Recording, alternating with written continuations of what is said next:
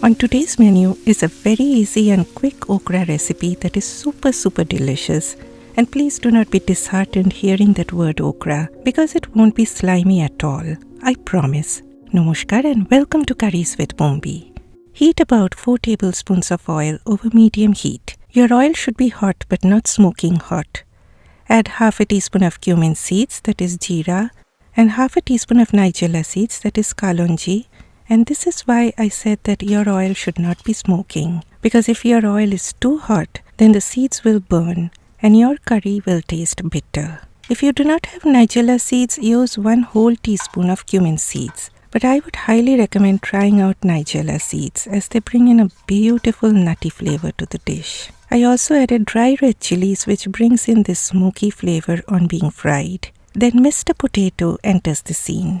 Fry the potatoes on medium-high heat till they get this slightly golden brown color on them. Can you leave out potatoes? Yes, definitely you can, but you know me. I love potatoes.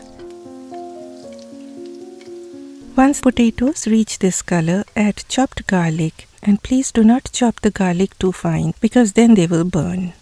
Give a stir for a few seconds and then add sliced onion along with the okras. I wash the okras very well, then dry them with a kitchen towel and then cut them into halves. Never wash okra after cutting them as then they will turn too slimy. Stir for a few seconds on high heat till the onions look pale. Then I added a red bell pepper, that is capsicum. You can use capsicum of any color. Then it is spice time. A teaspoon of ground coriander, that is dhania powder, a teaspoon of ground cumin, that is jeera powder, half a teaspoon of turmeric powder, a teaspoon of Kashmiri red chilli powder, and 1/4 of a teaspoon of ground black pepper. Now my friends, add less of chili powder if you do not like that chili heat. Give a stir, then lid on medium heat for about 4 to 5 minutes.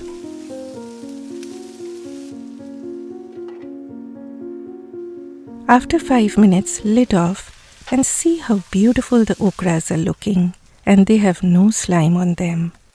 At this point, add a teaspoon of salt. Please adjust the proportion of salt according to your preference.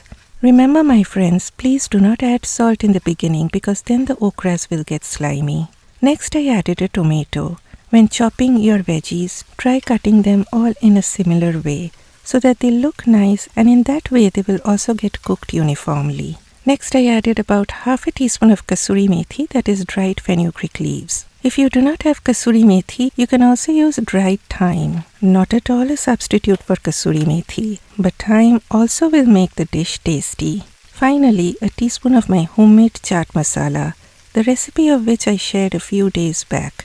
But you can happily use store-bought chaat masala or maybe leave it out if you cannot find it. But it does make this dish super delicious. Cover on low heat for about 6 to 8 minutes or until the potatoes turn soft and the okras become tender. Do not wait till the okras all fall apart and turn into shreds and strewn all over here and there with the seeds all out. That will look horrible and terrible. See, when you press onto an okra gently with your spoon like this, and if it breaks, then you will know that they have turned tender. Add chopped cilantro or any herb of your choice and you are done. Now tell me, wasn't that easy?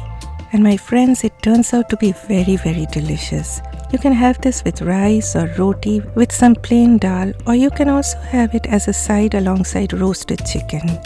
You can take this in your lunchbox, put it in a tortilla and have it as a wrap. The options are endless here. Please give me a thumbs up and please send me your feedback after trying this recipe. Bye bye.